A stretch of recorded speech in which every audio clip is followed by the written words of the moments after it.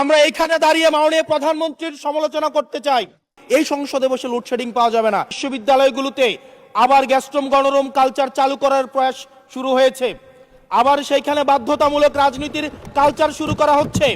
আমরা দেখেছি ক্ষমতাসীন যারা রয়েছে তারা তাদের সন্তানদেরকে বিদেশে রেখে নিরাপদ ভবিষ্যৎ নিশ্চিত করে, আর মধ্যবিত্ত সন্তানরা যাদের বাবা মায়েরা কলকারখানায় কাজ করে, যাদের বাবারা রেমিটেন্স যোদ্ধা, যাদের বাবারা কষ্ট করে তাদের সন্তানদেরকে বিশ্ববিদ্যালয়ে পাঠায়, তাদের সন্তানদেরকে ক্ষমতালোভী রাজনীতিবিদরা তাদের সন্তানদেরকে ব্যবহার করে তাদের ক্যারিয়ারে ঝুঁকিতে ফেলে তাদের গদি বা পাটাতন শক্ত করার জন্য নিজের সন্তানের ভবিষ্যৎকে বিদেশে রেখে নিরাপদে রাখে, আর পরের সন্তানের ভবিষ্যৎকে নিয়ে ছিনিমিনি খেলে। মাননীয় স্পিকার, আমরা এই সংস্কৃতির পরিবর্তন চাই। আমরা চাই বিশ্ববিদ্যালয়গুলো শুধুমাত্র নেতা তৈরির হাতিয়ার হবে না। এই বিশ্ববিদ্যালয়গুলো গবেষণা, বিশ্ববিদ্যালয়গুলো পাঠ চর্চা, বিশ্ববিদ্যালয়গুলো সেখানে এক ধরনের মনস্তাত্ত্বিক সমৃদ্ধি, এবং সেখানে হচ্ছে আমরা যেখানে গবেষণা হবে সেখানে আমরা বিশ্ববিদ্যালয়গুলো থেকে বুদ্ধিজীবী গবেষক আমরা হচ্ছে বাংলাদেশকে এবং জাতিকে উপহার দিতে পারবো।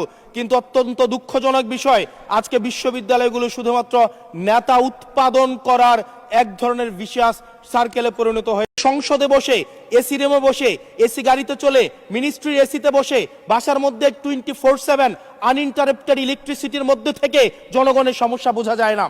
এই জন্য এই সংসদে যখন আমরা দাঁড়াই আমরা জনগণের সমস্যা অনুধাবন করতে পারি না।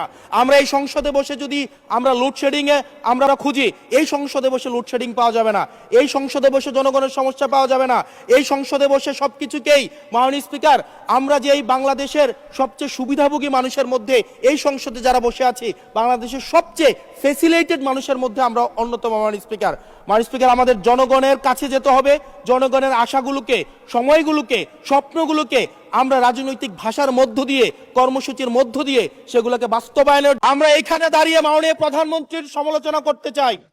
আমরা নির্ভয়ে ফেসবুকে আমরা ব্যাকস্পেস ব্যবহার করতে চাই না, কিন্তু আবার একটা ভয়ের পরিবেশ সৃষ্টি করা হচ্ছে, আবার একটা আতঙ্কের পরিবেশ সৃষ্টি করা হচ্ছে।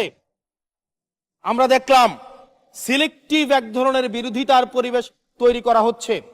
আমরা যখন শুনতে পাই যে একটা রাজনৈতিক দলকে নির্মূল করার আহ্বান একটা সরকার দল থেকে আসে, সেই বাংলাদেশে আমরা মাননীয় স্পিকার ফিরতে চাই না।